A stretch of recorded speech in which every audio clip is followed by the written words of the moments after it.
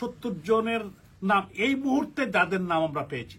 আমি আপনাদের ইউনুস গং হিজ এ ট্রেটার। এবং ডক্টর একটি কথা বলি যে ডক্টর মিস্টার জনাব আমির হোসেন আমু, ওনার বয়স 84 বছর। হিজ এ ফ্রিডম ফাইটার। উনি একজন বাংলাদেশের রাজনীতিতে একজন অত্যন্ত তুকুর নেতা।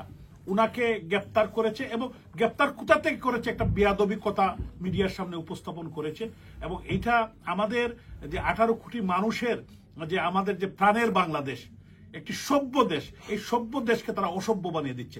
এই যে কিছু কিছু কিছু আপনার বেবি উপদেষ্টারা কথা বলছে, বাংলাদেশের প্রধানমন্ত্রী জাতির জনকের সুযোগ্য কন্যা রাষ্ট্রনায়ক শেখ হাসিনা সম্পর্কে তুচ্ছ তাচ্ছল্য ভাবে কলিগরা, তাদের মুখ কিন্তু বন্ধ। সমস্ত মিডিয়াকে তারা গলা চিপে ধরেছে।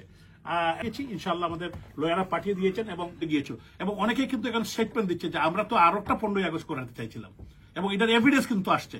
তো আমি বলতে চাই, রাখে আল্লাহ মারেকে ইনশাআল্লাহ। হয় কোনো যদি ভিকটিম থাকে যিনি এই সম্পূর্ণ অপরাধের একজন মধ্যেই ছিলেন, যার উপর অত্যাচারটা হয়েছে, তিনি আনলে আরো বেশি বেটার। সেই ক্ষেত্রে আমাদের সামনেই বসে আছে এই পুরো ঘটনার একজন ওয়ান অফ দ্য ভিকটিম। তো ইন্টারন্যাশনাল ক্রিমিনাল কোর্টে যে মূল 4টা অপরাধের তারা বিচার করে, সেই যে 4টির মধ্যে 2টি অপরাধ আমাদের দেশের ক্ষেত্রে অ্যাট্রাক্ট করে, সেটা হচ্ছে জেনোসাইড এবং ক্রাইমস এগেইনস্ট হিউম্যানিটি। আর বাকি যে দুটো আছে, ওয়ার ক্রাইমস এবং ক্রাইমস এগেইনস্ট অ্যাগ্রেশন, এটা আমাদের ক্ষেত্রে আমাদের সিচুয়েশনটা ওরকম ছিল না, ফলে এই দুটো এখানে হয়েছে। এইখানে আমাদের মোটা দাগে আমরা আসলে 3 ধরনের অপরাধের ব্যাপারগুলোকে আমরা লোকেট করেছি। কিন্তু একটা মামলা প্রধানমন্ত্রী শেখ হাসিনার বিরুদ্ধে এরকম নিয়ে এসছে, এখন প্রধানমন্ত্রী সহ আরো 70 জনকে। হ্যাঁ, 70 জন। এখন এই দুইটার মধ্যে একটা একবারে সিগনিফিকেন্ট একটা তফাৎ আছে।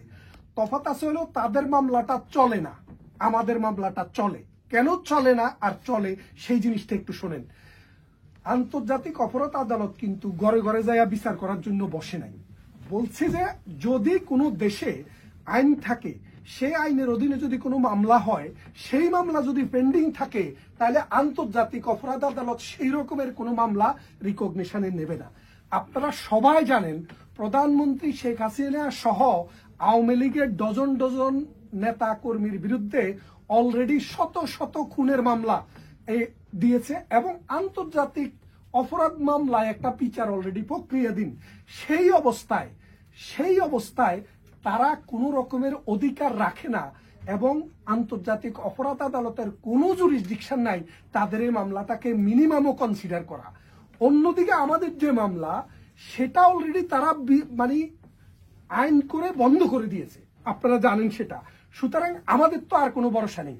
তা আমাদের জন্য যার কেউ নেই, তার জন্য হলো আন্তর্জাতিক অপরাধ আদালত। সেই জন্য আমাদের মামলাটা ভ্যালিড এবং এটা চলে, আর তাদের যে মামলা, এটা পচা মামলা, কারণ তারা অলরেডি বাংলাদেশে চালাইতেছে এবং ক্ষমতাও দখল করছে।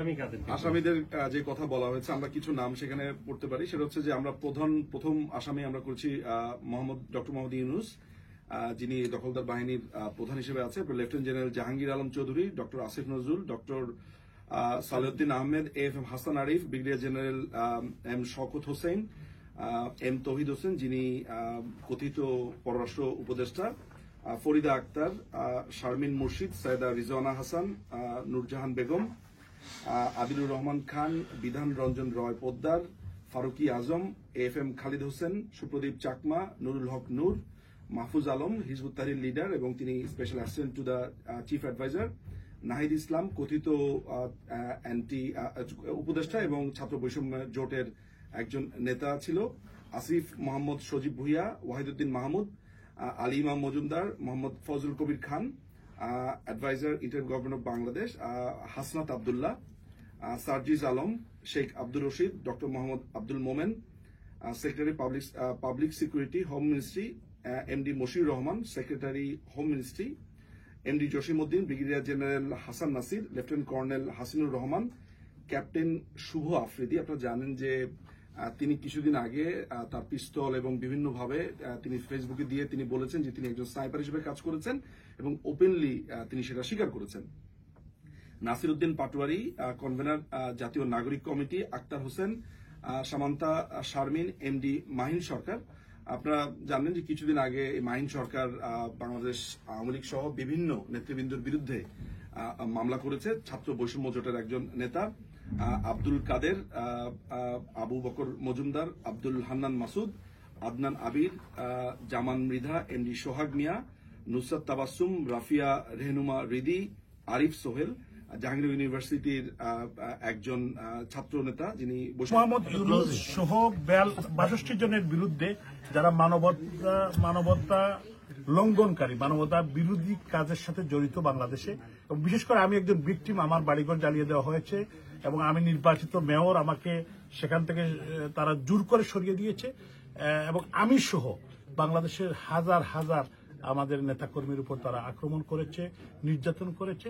এই জন্য আমরা যেহেতু বাংলাদেশে বর্তমান প্রেক্ষাপটে কোনো বিচার চাওয়ার জায়গা নেই, আমরা আইসিটিতে মামলা করেছি এবং আমি এটাকে আমার মনে হয় আমি প্রথম শুরু করলাম এবং আমরা আশা করছি আমাদের ব্যারিস্টার নিজুম মজুমদার এবং ব্যারিস্টার মঞ্জু সহ আমাদের যারা শান্ত সহ যারা কাজ করছেন আমাদের ব্যারিস্টার সাহেবরা, তো তারা ওনারা এটার উদ্যোগ নিয়েছেন। প্রায় 15,000 মানে ভিকটিম আছেন যারা আন্তর্জাতিক মানবাধিকার ট্রাইব্যুনালে তারা মামলা করবেন।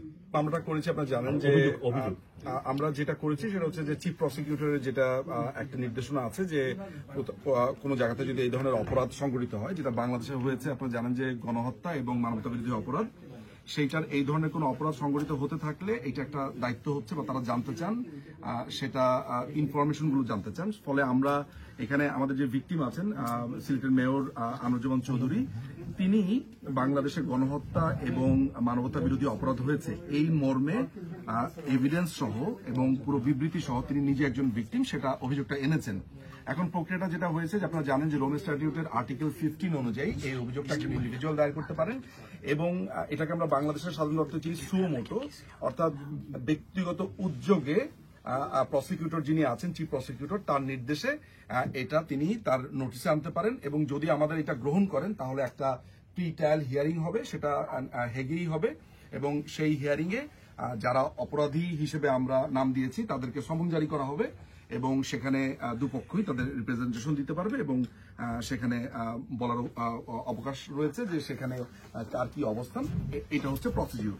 সোফার আমরা এই অভিযোগটা দায়ের করার পরে আমরা কনফার্মেশন পেয়েছি যে তারা আমাদের এই অভিযোগটা বুঝে পেয়েছেন এবং আমাদের যে সমস্ত এভিডেন্স গুলো আছে আমরা দিয়েছি সেগুলো পেয়েছে এবং অলরেডি ইতিমধ্যে বলা হয়েছে যে এটা আসলে যাত্রা আমরা চিন্তা করছি প্রায় 15,000 ভিকটিম আমাদের আমরা জানি আমাদের এরকম নেটওয়ার্কের ভেতরে আছে যারা প্রত্যেকেই ইন্ডিভিজুয়ালি অভিযোগ দায়ের করতে চান। রোম বিধি 98 সাল থেকে রোম বিধিতে বলা আছে যদি পৃথিবীর কোনো জায়গায় মানবতা বিরোধী অপরাধ, যুদ্ধ অপরাধ এবং অ্যাগ্রেশন, আরেকটি হচ্ছে ক্রাইম এগেনস্ট হিউম্যানিটি, এরকম 4টা অপরাধ যদি সংঘটিত হয় তাহলে কোনো ব্যক্তি, কোনো গোষ্ঠী, কোনো প্রতিষ্ঠান অথবা কোনো রাষ্ট্র অভিযোগ আনতে পারে।